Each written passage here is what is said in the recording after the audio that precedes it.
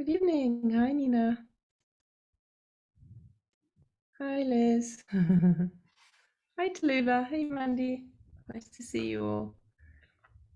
And everybody's watching on record. Hey, Tallulah.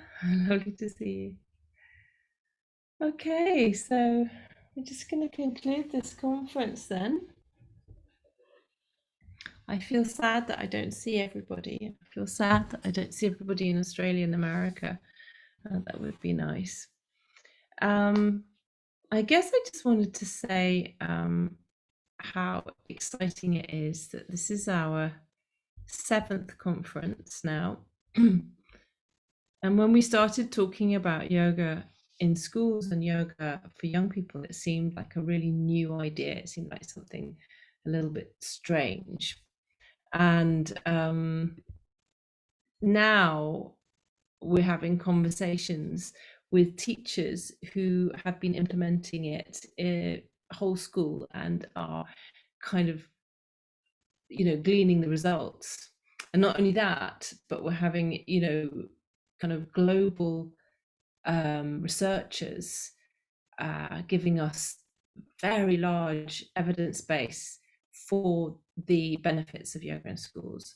And I just wanted to pinpoint some of the real highlights for me of this conference, in case you haven't managed to see all of the videos, just to make sure that you do, really, because Shirley Tellis for me was a bit of a highlight. She always is, but this year she made such a fantastic case for yoga post-COVID. She really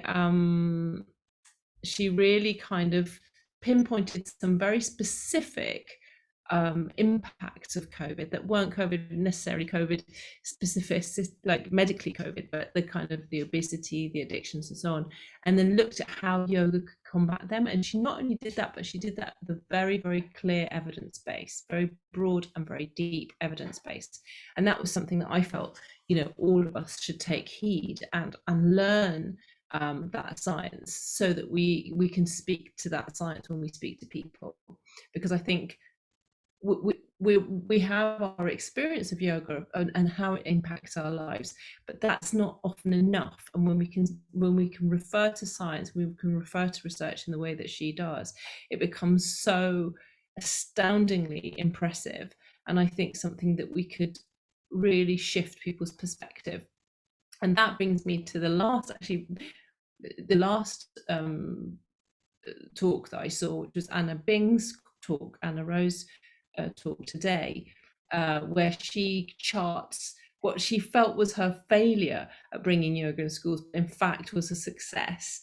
And I thought that was really beautiful, and that she thought, okay, I'm going to do it like this, it's going to be me, and I'm going to deliver. And then it becomes a whole school approach that looks slightly different from what she'd expected, but still hugely impactful. And again, being constantly evaluated and constantly looking at outcomes that we might not expect, like the pride of being part of that school, and the kind of honesty and the authenticity around mental health, both for the students and the staff, and these kind of outcomes that we weren't necessarily looking for, that are even better and maybe even more impressive than what we'd hoped for. So just kind of bookending those two specific talks, but also then highlighting Satbir's talk, which we've made visible to everybody, so you can just tell all your friends about that, because that's now publicly available on our YouTube channel, because I felt that he really managed to chart very clearly almost 50 years of research in this topic,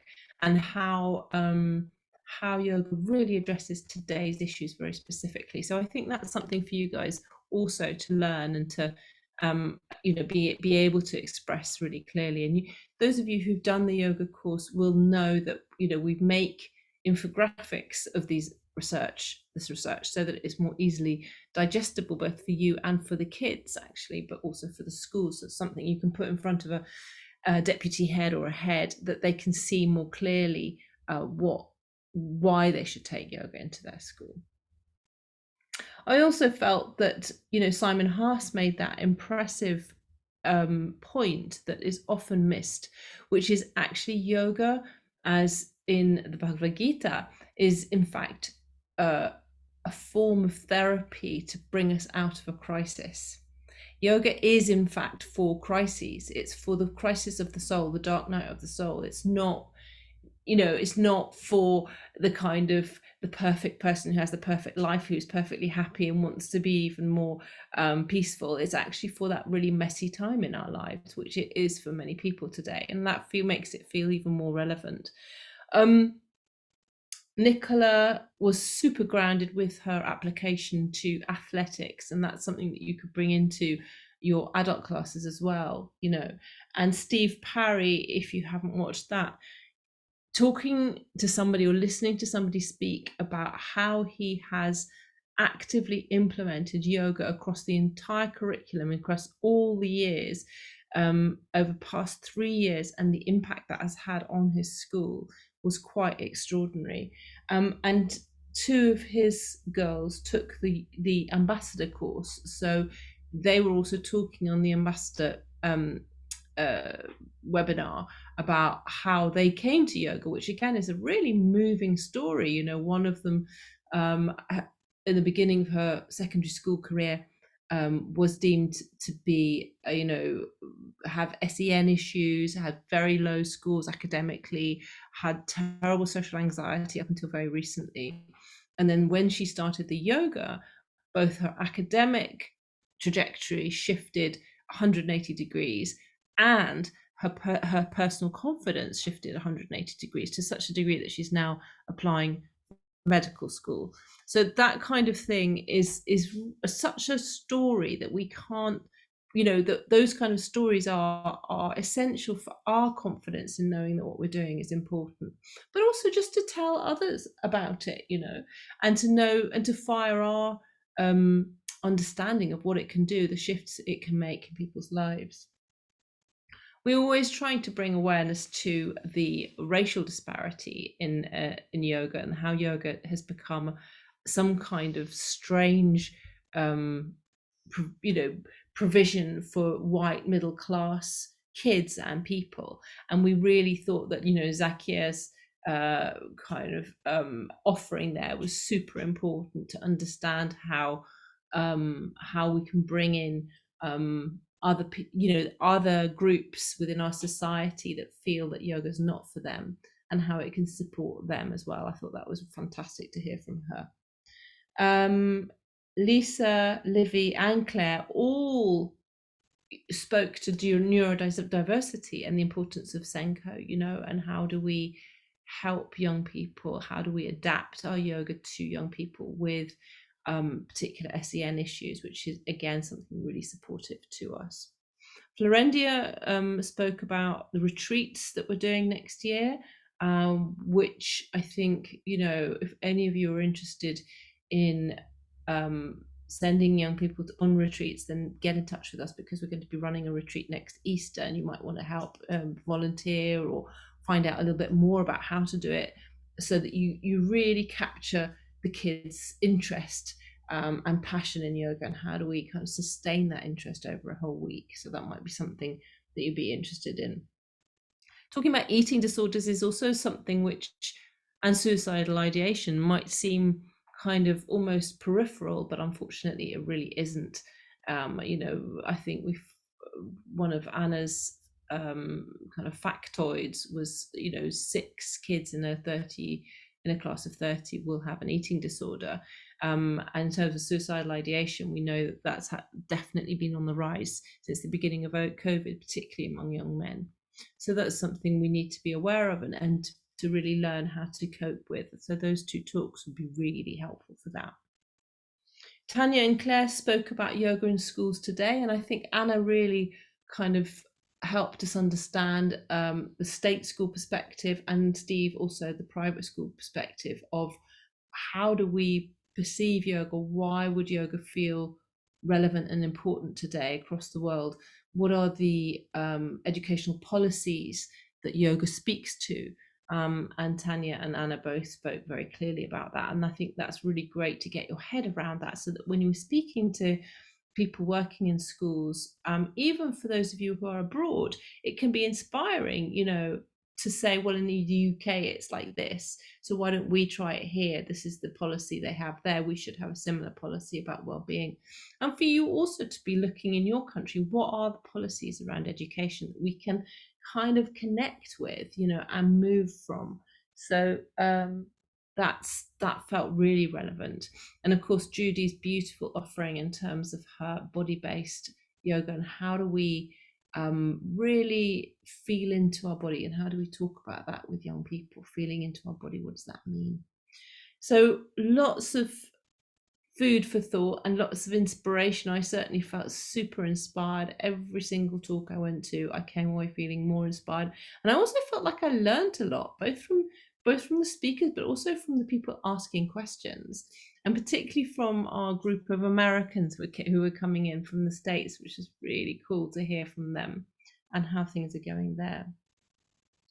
So I'm excited that we've done another 7th summit, and next year we have even more exciting speakers already lined up for you. So we're going to hopefully make this even more international next year, and really start to reach out to look at common themes across the whole world, and how do we, you know, how do we really bring everybody into this, and disseminate the good work that's been done, so that we can move more quickly in when we go into a school. We can, you know, skip the problem steps that other people have had to go through in order to get there. For example, Anna spoke really clearly about the theory of change, you know, how she'd gone in and hadn't really garnered the interest or the passion of the other staff, and how that's so important to get other people on board, so that you're not the only voice, and there are other people in your school who also believe in what you're doing. And that's so simple, really. When she came to the conclusion of teaching the teachers, you know, that's such a simple conclusion, isn't it? We teach the staff, they know what you're doing, they'll be on side, and then you've got everybody with you. You know, don't try and do it alone. And also bringing in other people's interest. And like she said about her teacher who was interested in doing the meditation but wasn't quite brave enough because she'd taken that step, he stepped in, and now there's a whole cohort of teachers who are promoting well-being in that school. And I thought that was a really uplifting tale, actually. So you might like to kind of revisit some of those. You might like to share the Satbir talk with some of your friends. And if you feel there are friends of yours who missed out, you know, obviously they can just donate and watch some of these on record if that's what they want as well.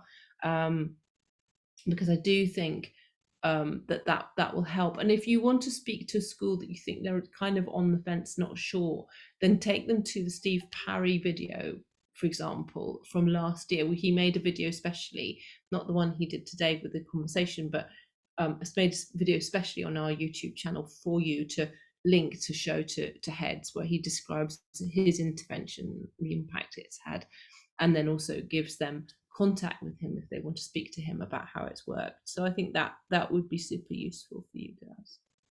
Did you have anything that you wanted to say about your highlights of the week, of the conference?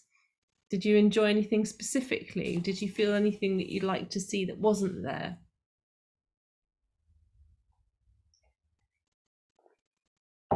It's always interesting to hear.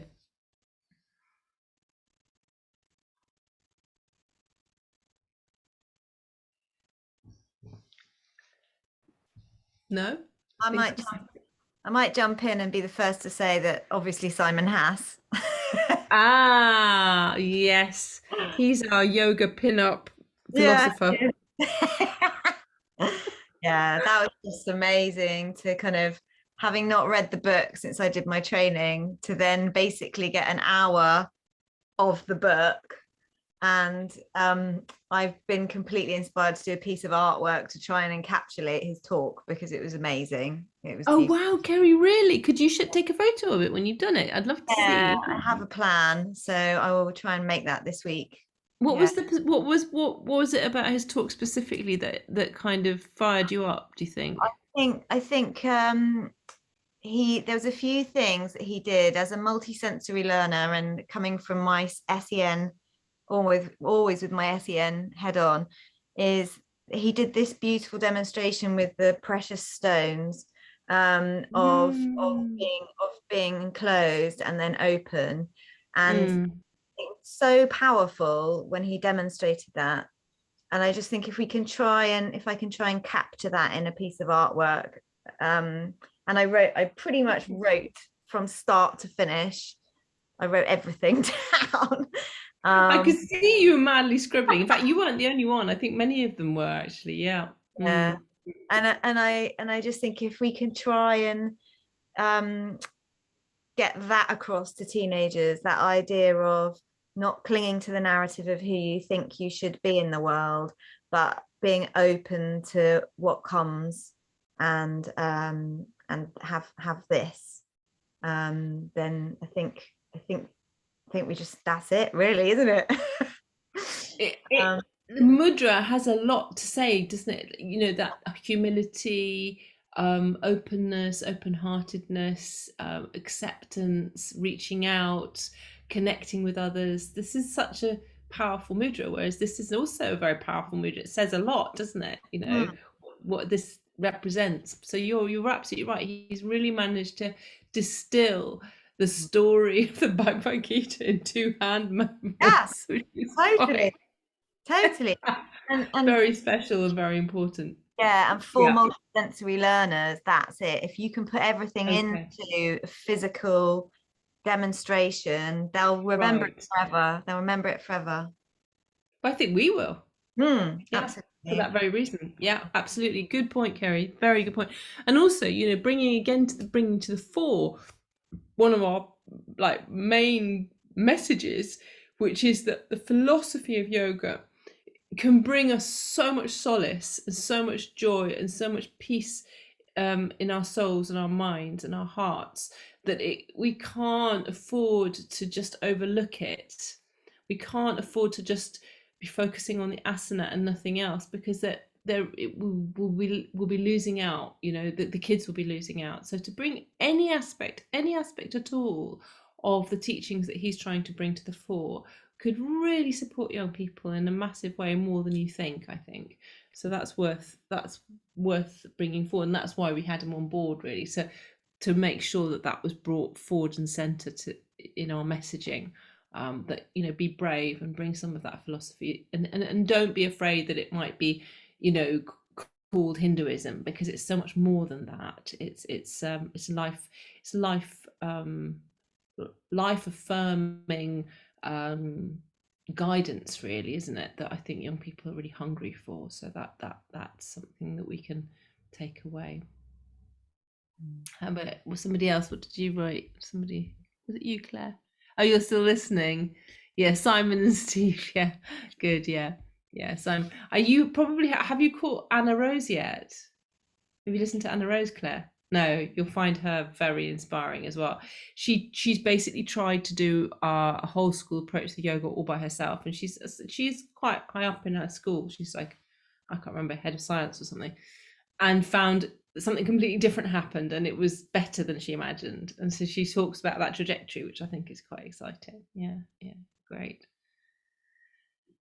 How about the rest of you, Liz? I know you've been quite inspired. We've had a proper chat. I'm totally inspired. Something just came up when Anna was doing her talk that I'd forgotten about in one of the schools I used to work in, but I thought actually that would be really helpful. She said about having a well-being wall. Yes, I wrote down about that. I thought that was great. Yeah, because I think you know, sometimes, so the school I worked in, I kind of started to get to know the art teachers, and then I'd gone in, I was really annoyed about something, and they said, oh, pop to the loo. And I said, what do you mean pop to the loo?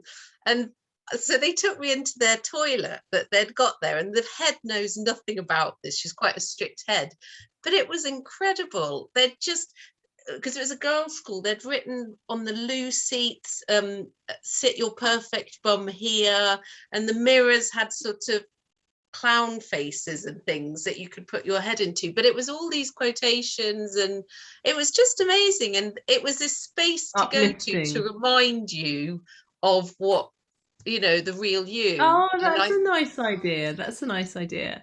But So also, just, yeah. yeah, I think that kind of having them having the teenager's voice feels really important in all of this, doesn't it? And have that idea of the stickies that they, you could have some stickies and they could just write, and or like a wishing tree. One of the schools I went to, we had a wishing tree, so we had a tree and lots of little tags, and you could write something on the tag and hang it up, and nobody would know who wrote it. Like, I wish for this, it could be world peace, or my mum gets better, or I get a guinea pig for Christmas, or whatever. But the whole tree was full of wishes, and that was quite a nice thing as well. Prayers. So yeah, kind of a well-being wall felt really nice, and we could use some of our infographics there, and you could have ideas about how to be well from various people, like this worked for me, photos of things that are inspiring. I think that I wrote a lot about that. I thought that was great. And I thought also, again, I want to say it again because it really, we do talk about it on the course, but I think it's worth reiterating, is like, what is the process to create change? How do we create change? Because that's what we're trying to do. What do we need to think about? We need to think about, how do we make people aware that there's an urgent need? How do we get people on board? How do we disseminate the information? That circle that she created, I took a photo of it. I think we should probably remind ourselves of that circle of change, and because sometimes we're just banging at a door, but we've not done the groundwork. We've not informed people enough about exactly what we're doing. They don't understand what we're doing, but once they do understand, then they're on board and they support us, and the move goes much, much faster. So I'm looking forward to hear what you think about that, Claire, when you watch her thing, because I think you'll really enjoy that. And then Olivia, yes, Nina, she's incredible. She's been with us, since she was 12, 13. And I think when she was 13, she was on a live panel in front of 150 people at a conference talking about yoga and her. And this time she did it with her mom, and she was talking about like neurodivergency, like she owned it, didn't she? It's like, oh, we're great, we're so honest and we're so funny and we love it, and she's like really optimistic, but very clear about how yoga helps, I thought, as well, which I thought was really helpful for us to understand, much more concise and precise about how it helped her, which was really interesting. Cool. Tallulah, what did you take away from the conference specifically? Did you manage to watch everything? I think I've seen you quite a lot, but you haven't seen everything. Hello. I've actually not been well this week. I've had COVID, which gosh, I know, having thought I'd avoided it all, but there we go. Me and my daughter, so we've been sort of snuggled up together. Nice, yeah. So it's been fantastic. Everything I've seen has been really inspiring. I've still got quite a lot to go through, so I'm really looking forward to that. Good. I mean, I just wrote in the chat, it's so inspiring actually hearing from the teenagers. Totally. The teen ambassadors, the one from South Africa, and then there was another girl. It was just so moving. So moving. And, we take so much for granted in certain ways, don't we? And just people in different parts of the world that have got even more challenges or different challenges. And I think also, we don't always know. We think we know, we wish we knew, we think we can deduce, but we don't always know what's going on, even with our own kids. Really, and what's happening in their lives. And they often want to protect us. They want to protect us as their mothers, and they don't want us to know what's going on. And I think they do hold a lot on their very young shoulders.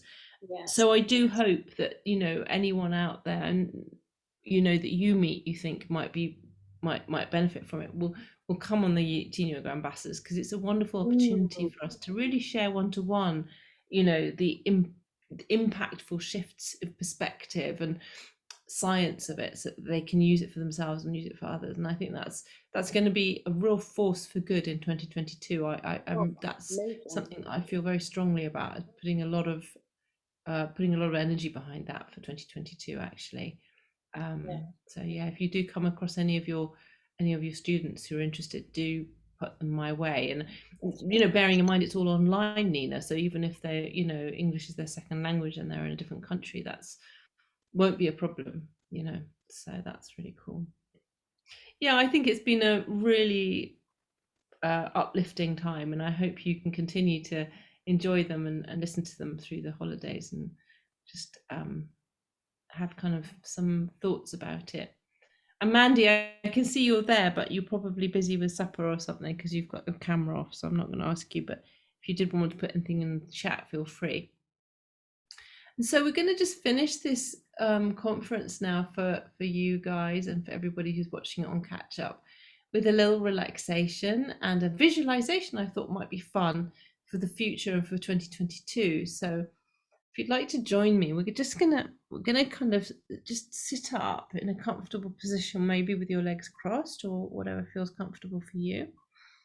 And we're gonna do a little visualization, and then we're gonna do a little relaxation. So let's just close our eyes and have our shoulders relaxed. And make sure that you're focused completely on your breath now. Sit back into your back, so you're not leaning forward, but you're quite neutral in your pelvis. And relaxing the breath, relaxing the muscles, relaxing the shoulders.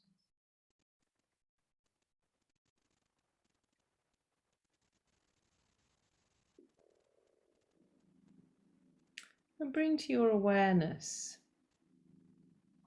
any scenario that you're aware of. Be as specific as you can, but a scenario where there are young people. So it could be a school, it could be a community, it could be a village, it could be a group of friends, a football team, just any scenario that you're aware of in your community of young people. I'd like you to, as much as possible, put yourself into that community. So imagine really what it's like, what the people's faces look like, what the vibe is, maybe even what their concerns might be. Just see if you can place yourself just in the energy of that community of young people, whatever that is. Be as specific as you can. Try not to be too vague.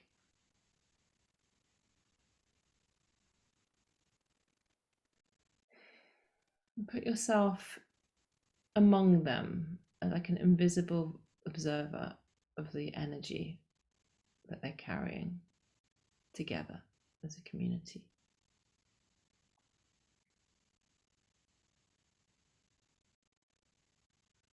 Now imagine this community being introduced first just to the breath. Just imagine introducing to them a slow and conscious breathing technique. Each and every one of them.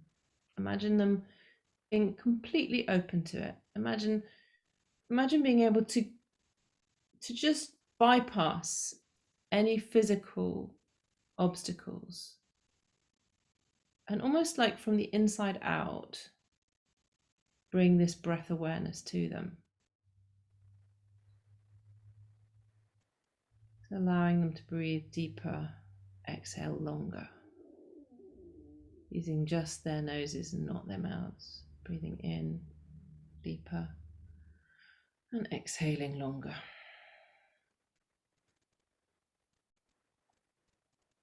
Now let's imagine what it might feel like for this group of people energetically to start moving their bodies in comfortable ways that really releases tension in their lower backs, in their hips, in their shoulders, their upper backs, their necks, their eyes, their wrists. So releasing the energy flow, allowing the energy to flow freely and calmly throughout the body. Imagine what that might feel like for this group of people to feel strong and fluid and in the flow of their own bodies, balanced and well.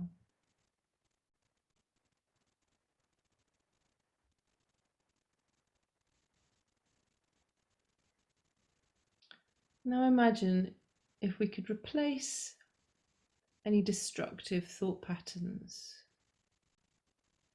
with the thought pattern of I am content, I am enough, I am the light.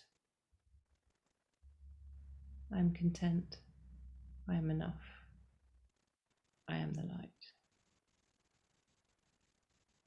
Imagine this community of young people with this calm, extended breath, with a body which is full of flow and releasing all blockages and lethargy, with a mind that is balanced, calm and bright.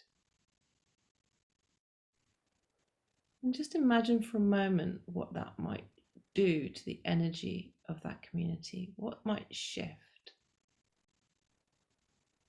how that might change the way they feel about themselves, each other, their families, what ripple effect that might have to the entire community, what actions they might choose, what activities they might engage with when this shift happens. Visualize now that new place that we're in, that new energy that you can feel. You can feel the energy of this community shift and change. The sattva starts to rise as the tamas diminishes. We come into the state of balance and clarity and purity.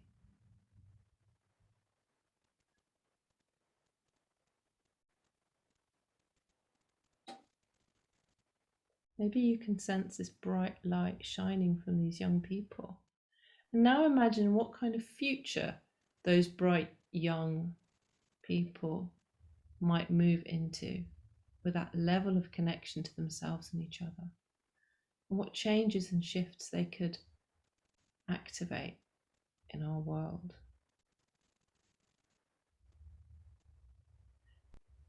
With great peace in their hearts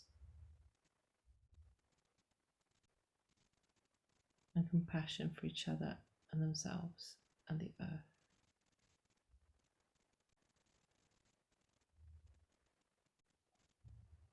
And know that your intention of wanting that for the young people in your community is just the first step, and is enough to start the shift, to start the change. That intention of you wanting this will bear fruit, will make a difference, not only individually, but on a much greater scale within your community. So looping that back now to you, and feeling into your body how that might feel. How that might feel to have that Dharma, have that drive, and have that feedback loop. And feel that expansion into your Dharma, that expansion into the future with an optimistic and light perspective.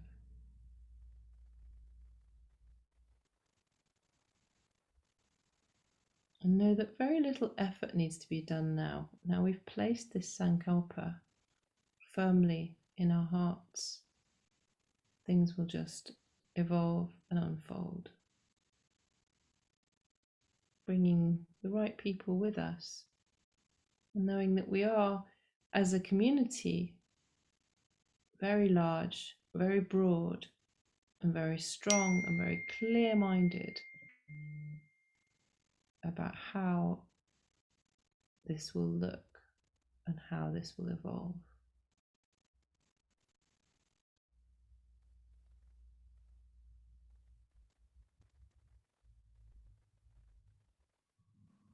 Bringing your awareness now back to your own body, feeling into your body, feeling any shift or change there. Feeling the shoulders relax, the face relax. And feeling that you have everything you need right now in order to execute this, in order to make a difference right where you are right now.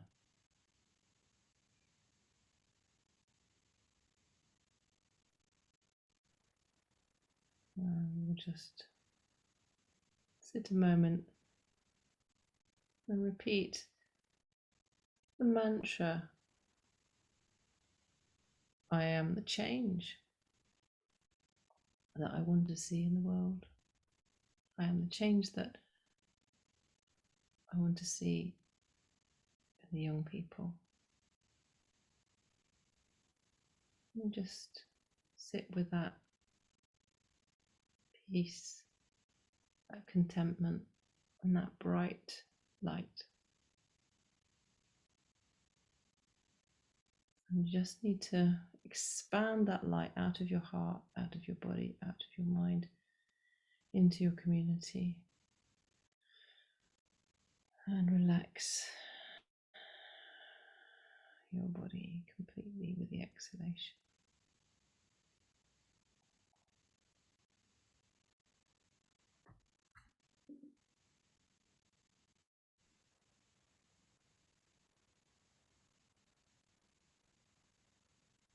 Relaxing your forehead, relaxing your shoulders.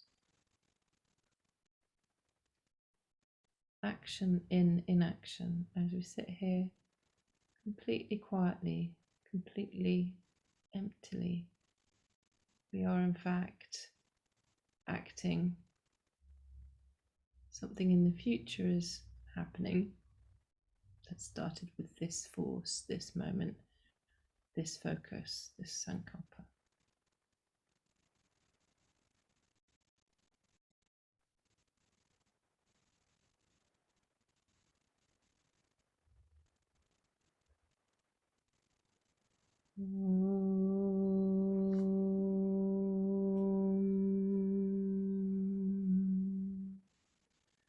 Shanti, Shanti, Shanti.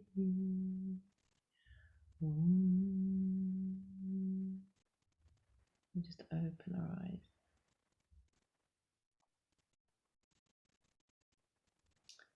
Yes, this is a powerful moment when we come together with these visions and we realize the ripple effect that we can have with each other's support. And I hope that you feel supported going forward in this, and that you feel that you can reach out to the community and get the help that you need to make this a reality. So have a wonderful Christmas, and let's hope that 2022 is the year of yoga in school. I think it is. Thank you so much for joining us all, and thank you very much for your contributions. They've been very valuable. Take good care and see you soon. Thank you. Thank you.